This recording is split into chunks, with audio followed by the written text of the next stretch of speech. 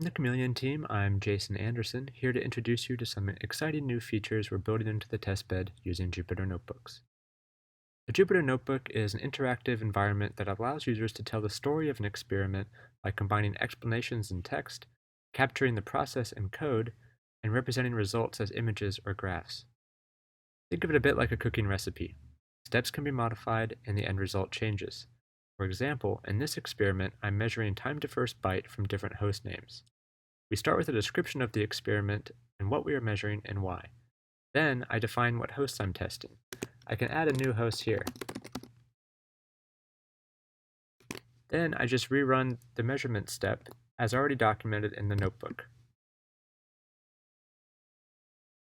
Then finally, I regenerate the visualization of the results by following the same code as generated the last graph. As you can see, the notebook is a particularly useful tool for expressing reproducible experiments because it allows you to record and share the experimental process, as well as the reasoning that went with it, rather than just the results. Sharing a notebook allows others to easily repeat and potentially also modify your experiment. This makes standing on the shoulders of giants a much easier proposition than ever before. However, there are limitations to what can be done in an interpreted environment. And of course, as soon as you do something more complex, the limitations of notebooks become clear. Platform differences, environmental incompatibilities, and access to research artifacts pose a barrier to how repeatable your work can be in practice. Is the notebook approach then suitable only for relatively simple projects? Well, this is where the other part of the equation comes in. Chameleon gives thousands of users access to resources and provides ways of easily sharing experimental artifacts that allow them to repeat and build on each other's experiment. This is why we combine the power of the Jupyter Notebook with the Chameleon testbed. You can provision bare metal nodes, storage objects, and sophisticated networking configurations. You can then use the hardware as a deployment platform for custom configured images, and use Chameleon facilities to store experimental artifacts where other users will be able to find them easily. It's our hope to help usher in a new paradigm of reproducible experiments by default, all the setup, test, and analysis being self-contained in one shareable artifact. Log in at jupyter.chameleoncloud.org to get started. Enter your Chameleon credentials, and a Jupyter Notebook instance will be created for you. It's that easy. Now let's show how we can set up a more complex experiment. For that, I'm going to show you an experiment created by Divyashi Bhatt, a PhD candidate at UMass Amherst, who recently completed this traffic engineering experiment on Chameleon using Jupyter and presented it at LCN 18. The idea of her work is to improve the quality of experience of adaptive bitrate video streaming sessions by simultaneously downloading higher qualities of a video segment. Her experiment involves application header-based traffic engineering where two heterogeneous requests, for example web objects or multiple video qualities, can be differentiated using application layer header identifiers such as HTTP2 stream ID and further translated into 802.1q tags at the core. She uses P4 software switches to perform this translation, and Chameleon's Bring Your Own Controller feature at the core in order to perform this engineering.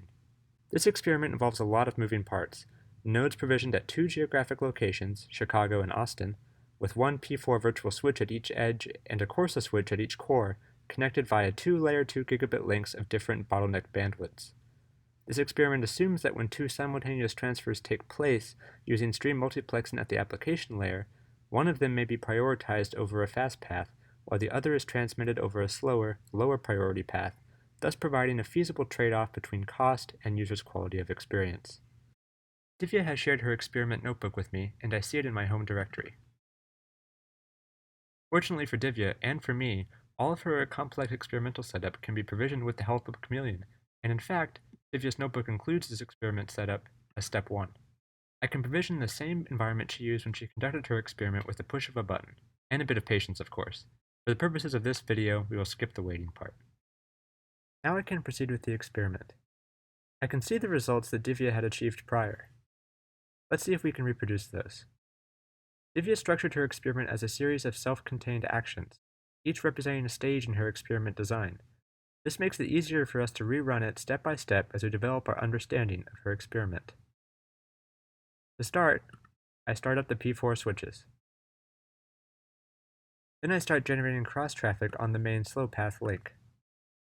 Now I can actually start my experiment, where a client in Chicago tries to download streams of various qualities from the server located in Austin. For this experiment, each tick of the progress bar represents an entire run of the experiment step. We perform this step 10 times. Our results are then downloaded to my Jupyter instance for analysis. And I can use these results to generate a visualization. As you can see, minus this outlier here, it looks very similar to what Divya had initially achieved. Now, let's regenerate the final visualization showing the performance over the baseline. And again, it looks very similar to what Divya initially achieved. We've just taken a complex networking experiment and distilled it into a series of reproducible steps that can now be shared with the wider research community, repeated many times, and modified to explore related avenues of research. And hopefully we've given a glimpse of some of the capabilities of this technique and tool. A wide range of experiments are already possible on the Chameleon testbed, and we look forward to see how researchers leverage this to bring a new standard of reproducibility to computer science research. From all of us at Chameleon, thanks for listening.